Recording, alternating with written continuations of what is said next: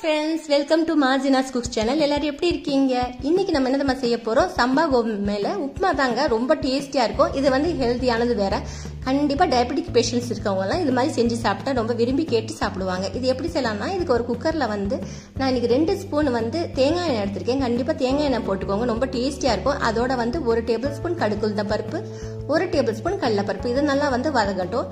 நல்லா வதங்கிட்ட பின்னாடி இதோட வந்து ஒரு 8ல இருந்து 10 முந்திரி பருப்பு இதுவும் போட்டுக்கோங்க. இருந்துச்சுன்னா வீட்டில் இருந்துச்சுன்னா இது கண்டிப்பாக ஸ்கிப் பண்ணாமல் போடுங்க. அதோட வந்து ஒரு இஞ்சி அது குட்டி குட்டியாக துருவினது அதையும் சேர்த்துக்கிட்டு ஒரு 7லேருந்து 8 சின்ன வெங்காயம், சாம்பார் வெங்காயம் நான் இன்னைக்கு எடுத்துக்கிட்டு அதை வந்து பொடிசாக நறுக்கிட்டு போட்டுக்கிட்டு, இல்லாட்டிக்கு மீடியம் சைஸில் ஒரு வெங்காயம் யூஸ் பண்ணிக்கலாம். அதோட 2 பச்சை மிளகாவையும் கீறி போட்டுக்கிட்டு, ஒரு தக்காளி இதை நல்லா குட்டி குட்டியாக பொடிசாக நறுக்கிட்டு, கேரட் வந்து ஒரு கேரட் எடுத்துக்கிட்டேன் இன்னைக்கு குட்டி குட்டியாக நறுக்கி போட்டுட்டு இதையும் கொஞ்சம் நல்லா வதக்கிக்கலாம். கேரட் வந்து கொஞ்சம் வேகிறதுக்கு டைம் எடுக்க முடியாது, அதனால ஃபர்ஸ்ட் கேரட் போட்டு இது பண்ணிக்கலாம்.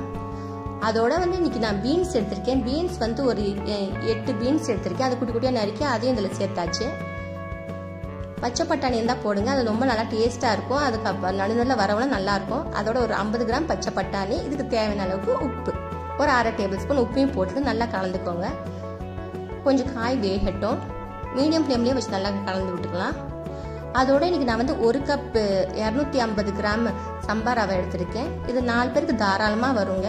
இதை வந்து தனியாக வந்து சம்பா கோதுமையை நம்ம வறுத்து சேர்க்கணும்னு தேவையில்லை. இந்த இதுலேயே வந்து காய்கறி இந்த எண்ணெயிலேயே சேர்த்துக்கலாம். நல்லா ஒரு 2 நிமிஷத்துக்கு வறுத்தா அது உதிரியாக வரும். உப்புமா சாப்பிடணும், ரொம்ப நல்லா இருக்கும். அதோட இந்த சைடில் வந்து நான் சாஸ்பேனில் வந்து ஒரு 3 கப் தண்ணி வந்து நல்லா பாயில் பண்ணி வச்சுருக்கேன். அந்த பாயிலிங் வாட்டரை இதில் ஊற்றிக்கலாம். ஊற்றி இதில் நல்லா கலந்து விட்டுக்கோங்க. இந்த டைமில் உங்களுக்கு உப்பு ஏதாவது வேணும்னா பார்த்து செக் பண்ணிக்கோங்க. சட்டுன்னு செஞ்சிடலாம். இதை வந்து ஈஸியாக மார்னிங் டிஃபனுக்கு செஞ்சிடலாம். அதோட இதுக்கு தேவையான அளவுக்கு கொஞ்சோண்டு கொத்தமல்லி கருவேப்பிலையும் போட்டுட்டு நல்லா மூடி போட்டு குக்கர் விசில் வச்சுருங்க. ஒரு விசில் வச்சா போதும். அப்படி விசில் வரலன்னா ஒரு 6 to 7 மினிட்ஸ் மீடியம் ஃப்ளேம்லேயே வச்சு எடுத்தோம்னா நல்லா உதிரியாக வரும். பார்த்தீங்களா, ஒட்டாமல் வந்திருக்குது நல்லா குக்கரில்.